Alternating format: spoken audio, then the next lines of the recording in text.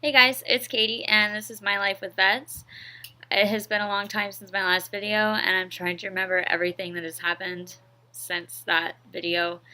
I know that we've had a rough few weeks and I would say probably a rough few months in the vEDS community. It feels like every time I turn around, um, somebody else has passed away.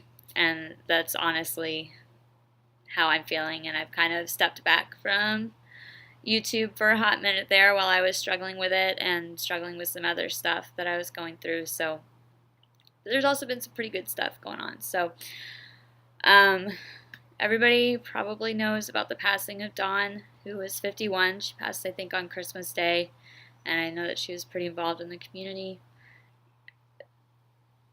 I don't know when it will stop, but I do have good news about another kid, Hunter, who is 13, and he ruptured a subclavian artery on New Year's Eve.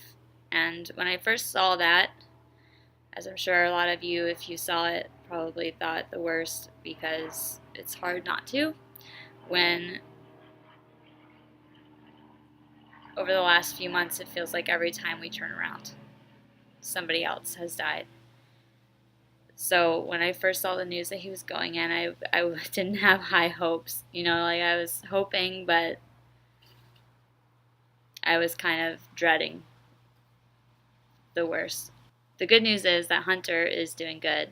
I've got a link to his page on Facebook for you in the description of his video if you want to follow and see updates. They also have a donate option. So if you want to donate to the family or to Hunter, you can. I really like following they're really been really great about posting updates about how he's doing, and I am so incredibly happy that he's doing as well as he is.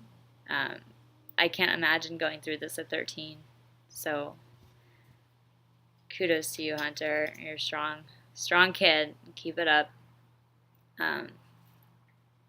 It's pretty good to see. So some bad news mixed with some good news, which is kind of like my my plate over the last month has been like some bad news mixed with some good news. But what else is going on? So Staying Connected, my podcast where I interview other people with vEDS.